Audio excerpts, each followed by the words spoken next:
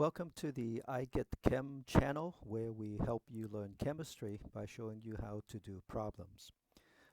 Today's video is on a problem related to equilibrium, and this problem illustrates a few of the typical concepts that you will come across in different types of equilibrium calculations.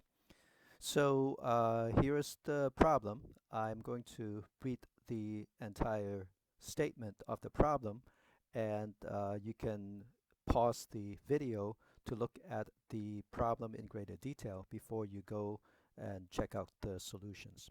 So here it is. For this reaction, which is H2 gas plus F2 gas going to 2HF gas, the equilibrium constant is 12.1.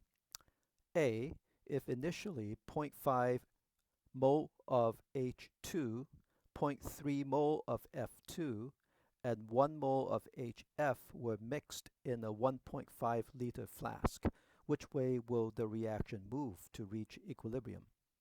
And part B, then calculate the equilibrium concentrations of all three species. Okay, so on to the solution. So let me first summarize some of the key information in this problem. So the reaction is H2 gas plus F2 gas going to 2HF. For all equilibrium problems, you have to have the balanced equation. So if the equation is not already balanced, you have to do that first. But this equation is already balanced. So the problem tells you that you have a mixture of different number of moles of the three substances in this equilibrium at the beginning of the reaction. So let me just write that down. So it says the number of moles of H2 initially is equal to 0.500, and the number of moles of F2 is equal to 0.3000. These are all moles. And for HF initially, it was 1.000. So the strategy of part A, in order to really figure out which way the reaction will proceed in order to go to equilibrium, is to first compute what is called the reaction quotient. But before we do that, let us first write down the correct expression for the equilibrium constant. So for the equilibrium constant, the definition for K is equal to the concentration of the products raised to the power of their stoichiometric coefficient divided by the concentration of the reactants raised to the powers of their stoichiometric coefficients. And the problem tells you that the value of K is equal to 12.1. Now the problem actually does not tell you whether this is Kc or Kp, and but it turns out that for this particular reaction, the stoichiometry of this reaction is such that the value for Kc and Kp are the same. So if you are not sure about the difference between Kc and Kp, you can check out another one of the videos on our channel. So so what we want to do is to use the initial number of moles of all three substances to calculate the initial concentration, because the objective is to actually calculate this reaction quotient, but instead of using the equilibrium concentrations, we would stick in the initial concentrations. So this is HF0, means that this is the whichever concentration of HF you have in the initial mixture. And then instead of H2 at equilibrium, we will have H2 initial, and whichever the F2 concentration initially is going to go into the expression for Q. So all you would need to do is to compare the value of Q against K. Of course, if Q is already exactly equal to K, that means that whichever initial mixture of these three substances that you have put together is already at equilibrium. However, if Q is not equal to K, depending on whether Q is less than or greater than K, we can figure out which way the reaction should proceed in order for it to arrive at equilibrium. So to do that, let's calculate the initial concentrations of all three substances. So just continue. So right here, using the number of moles of H2 initially and the volume, which is given as 1.5 liter, we can calculate the initial concentration of H2. So 0.500 mole divided by 1.500 liter, and that comes out to be 0.333 molar. And similarly, we do the same thing with the other two substances. So 0.300 divided by 1.5. These are all the same units, so I'm just going to omit the units. 0.200, and for HF, 1.000 divided by 1.500 comes out to be 0.667.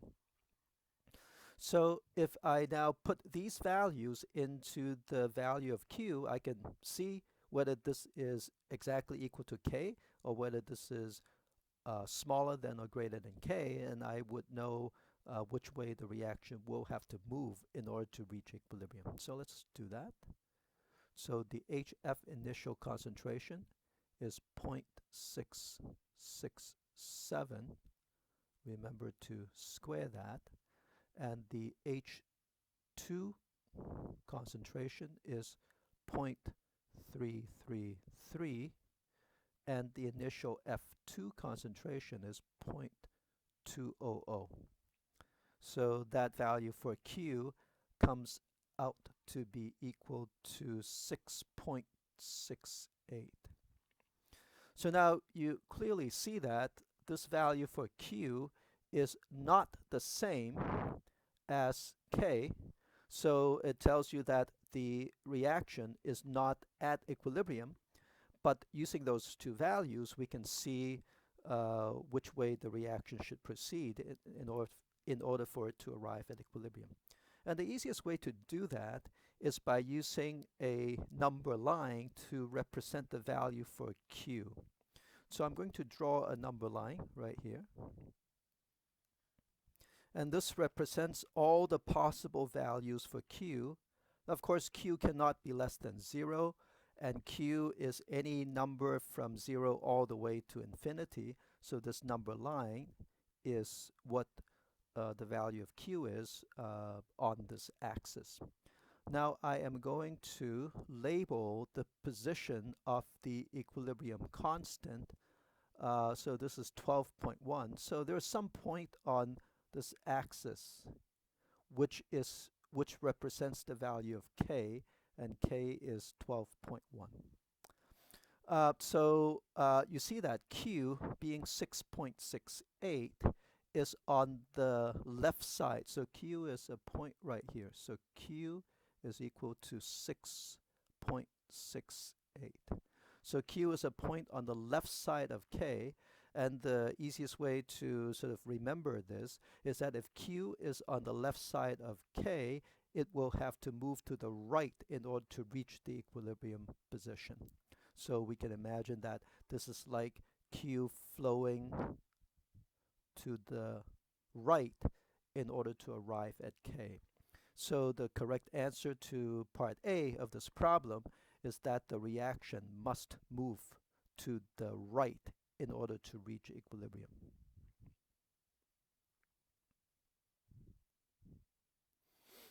Now, before we move to part B, let's sort of figure out what that actually means. So we know that this reaction mixture is not at equilibrium, and to move to equilibrium, it has to go to the right. So if you look at the reaction, so this is the reaction. If you look at the reaction, for the reaction to move to the right, it's going to move in the direction of that red arrow.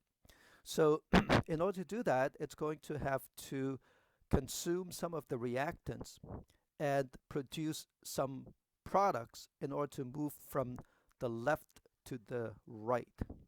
So we expect that when the reaction reaches equilibrium or approaches equilibrium, it's going to remove some reactants from the system, but at the same time, it's going to create some extra products.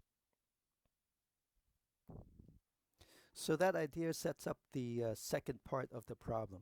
So for part A, the answer is reaction will move to the right to reach equilibrium. Okay, so let's go to part B. So for part B, our job is to find the final concentrations of all three substances when the system is at equilibrium. So to do that, I'm going to rewrite the reaction and write down some of the things that we know. The balanced equation, again, is H2 plus F2 going to 2HF. I already know that in order for the reaction to reach equilibrium, it's going to have to go to the right. Okay, so that tells me a couple of things. Again, for the reaction to go to the right, it will have to remove some of the reactants and produce some extra products.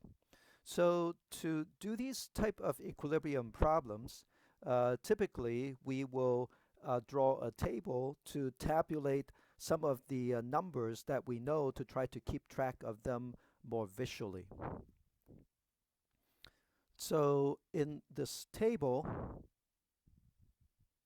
we are going to keep track of the amount of all three substances at the beginning of the reaction.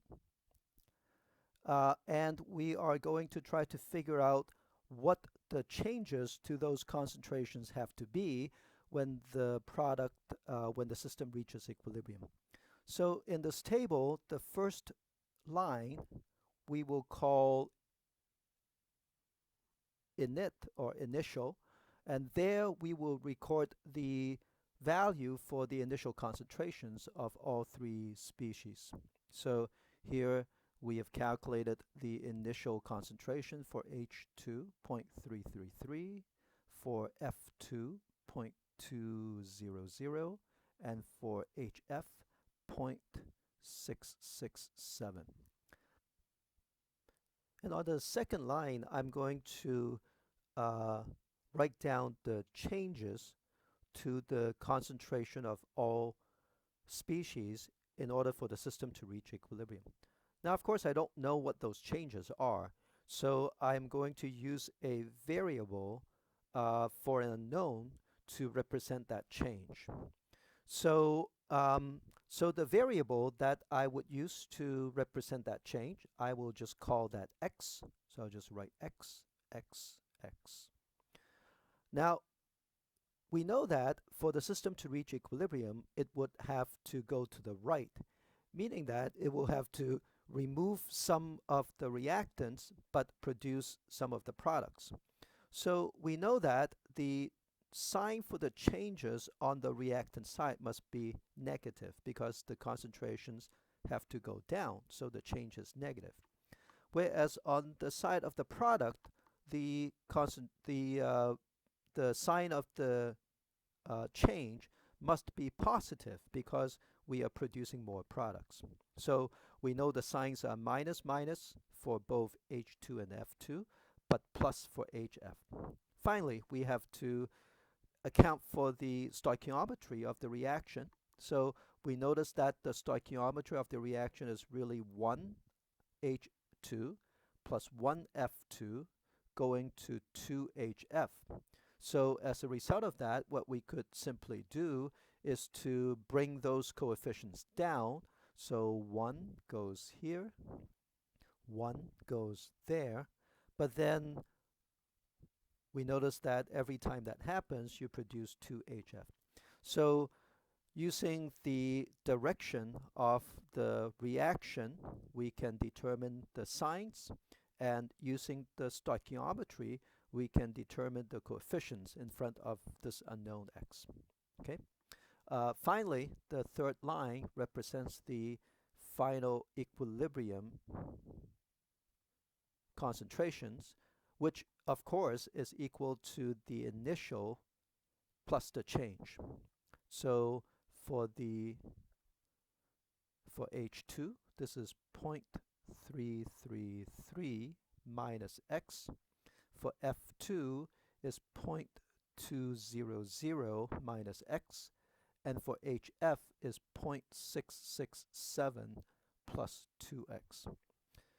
So because this table tabulates the initial concentrations, the change to the concentrations, and the equilibrium, oftentimes this is referred to as the ICE table. So before we proceed to calculate the unknown x, we would actually put in one more entry to the table. So, and that is actual. So after we actually calculate the actual numerical value of the three concentrations, we will put them on the fourth line. Okay?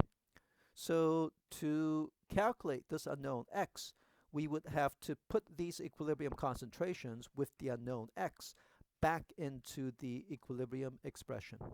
So the equilibrium expression, again, is HF concentration squared divided by H2 divided by F2. And now I know that that value of 12 is 12.1, which is given by the problem. So what I can then do is to write these three concentrations in terms of what we have on the third line of the table and make the equilibrium constant equal to 12.1. So what that means is 12.1 is equal to the HF concentration, which is 0.667 plus 2x squared, and that comes from right there. And this is divided by the H2 concentration, which is 0.333 minus x, which is from right there. And the F2 concentration is 0.200 minus x, which is from right there. So this sets up the equation which you need to solve in order to obtain the numerical value for x. I'll show you the details of how that's all done, but for those of you who are impatient, I'm just going to tell you the answer right here, and I'm going to use the answer to calculate the actual value, and later on I'm going to complete the entire solution.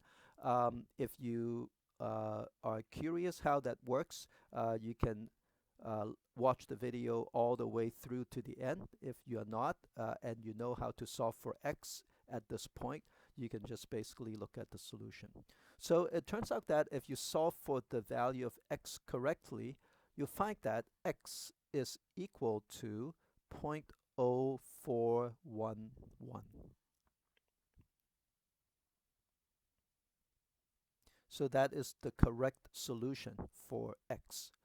And now if you use that as x and plug it into the third line of the ICE table, then you can use that to calculate the actual numerical value of each of the concentrations. So if you do that, you will see that the actual concentration for H2 is 0.292 molar. The actual concentration for F2 is 0.159, and the actual concentration for HF is 0.749. And these three numbers just come from using that value for x equals to 0.0411 putting that into the third line of the table, and you will obtain the values on the fourth line of the table. So these are the correct equilibrium value for H2, F2, and HF. So I always tell my students it's a good idea to actually check that the value of these are actually right, and it's really easy to do that just to basically pluck them back into the equilibrium expression. So I'm going to take these values right here, so and put them back into the expression for K. So again, K is equal to HF squared, 0.749 squared, divided by H2, 0.292, divided by F2, which is 0.159. And you will see that this will come out to be equal to 12.1. So what that means is that these numbers that we have calculated are in fact correct, because that agrees with the correct value for K.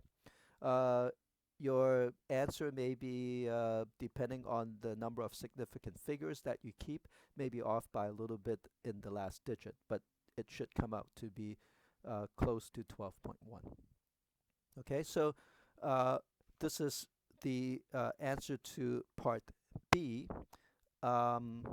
If you want to watch the rest of the video, I will go and, so this is part B. These are the concentrations. I will illustrate in full detail how you would actually solve this equation right there in the rest of the video. So if you have enjoyed this video, please subscribe to our channel. So at the end, I'm going to illustrate in detail how to solve this equation.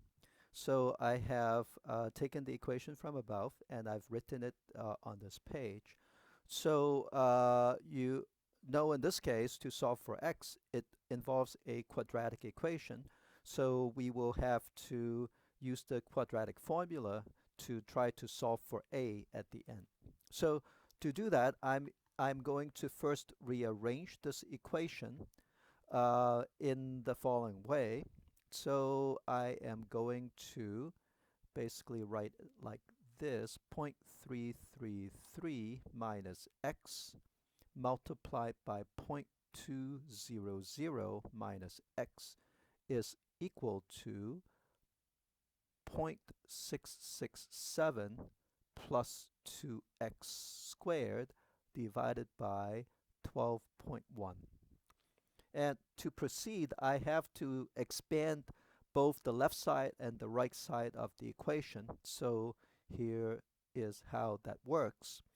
First, you will take the left side and expand it by multiplying 0.33 by 0.200, and you will get 0.0666. And then you will have to take 0.333, multiply that by minus 1, so you will get, or minus x, you will get minus 0.333x. And then you'll have to take minus x, multiply that point by 0.200, you will get 0.200x. And finally, you'll have to take the minus x and multiply that by this minus x, and so you will get an x squared. And so that is expanding fully the left side. Now I'm going to do the same thing for the right side. So for the right side, on top you have 0.667 plus 2x multiplied by itself. So again, you do that expansion, and you will see that the first term is 0.667 squared, which turns out to be 0.445. The second term is going to be 2 times 2 times 0.667 if you expand out that square, and you will see that this is 2.67x. And finally, the last term would be 2 squared, which is 4, and in front of an x squared. So that's whichever is on the top, and now that's all divided by 12.1.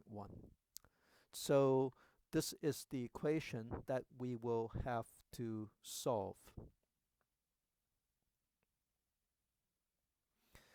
So before we do that, let me just divide all the coefficients on the right side by 12.1. So you see that this is 0.0368. This is 0.220x, and this is 0.331x squared. And now I have one equation containing x on both sides. So what I am going to do is to group the coefficients for x squared, the coefficients for x, and the coefficients for the term that does not contain x, and rewrite that equation so that everything is on the same side. So to do that, let me highlight what I am going to do. Actually, let me combine those two and rewrite the left side. And this is 0.0533x plus x squared. So I'm going to take that equation and write everything on the same side now.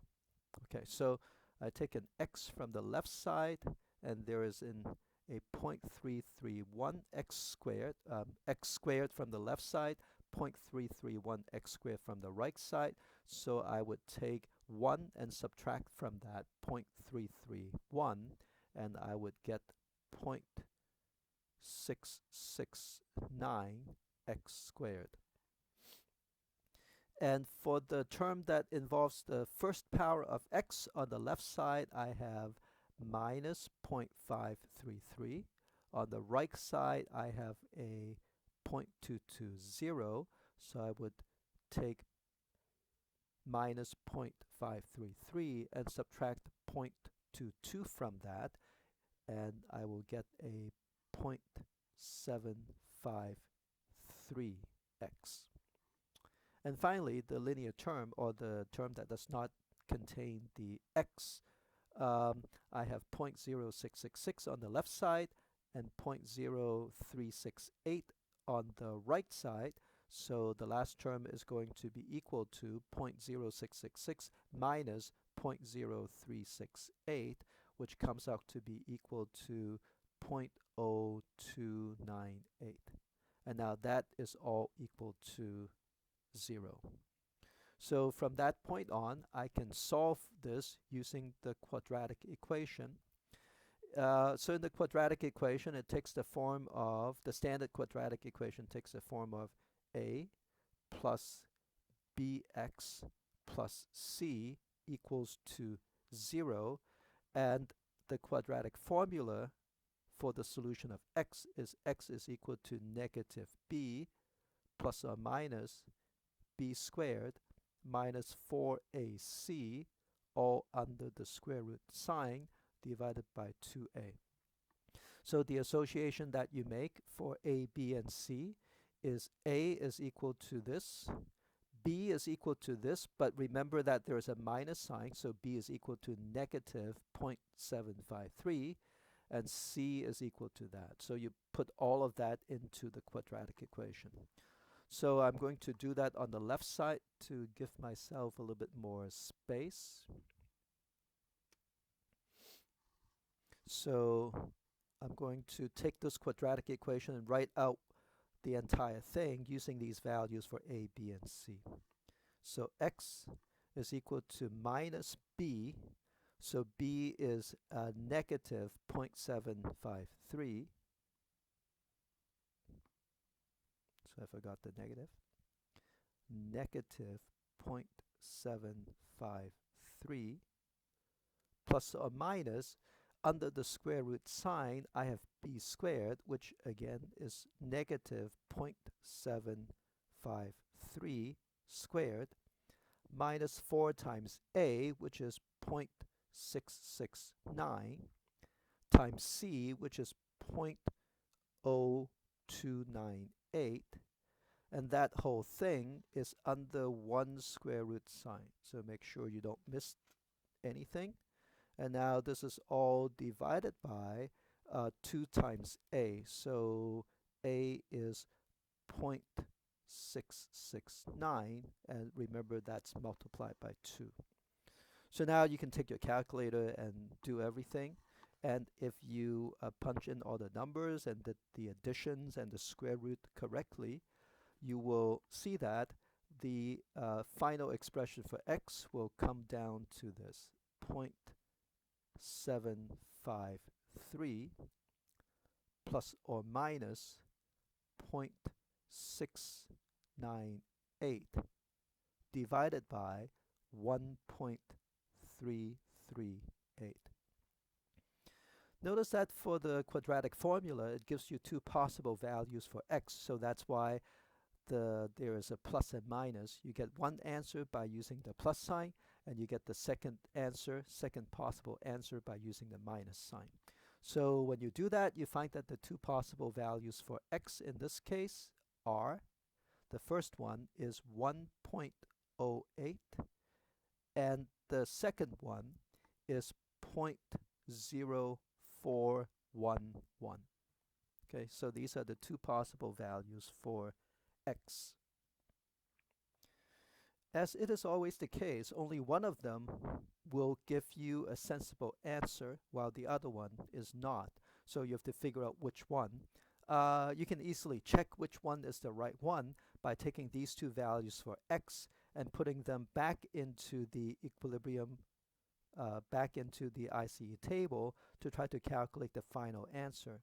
If you had used the first answer, you would have found that some of these concentrations will have a negative sign, and of course concentrations cannot be negative, so what that means is that the second value, 0.0411, is in fact the answer, and that's what we said earlier. Okay, so here's the solution for the entire problem. Again, remember to like this video and please subscribe to the channel.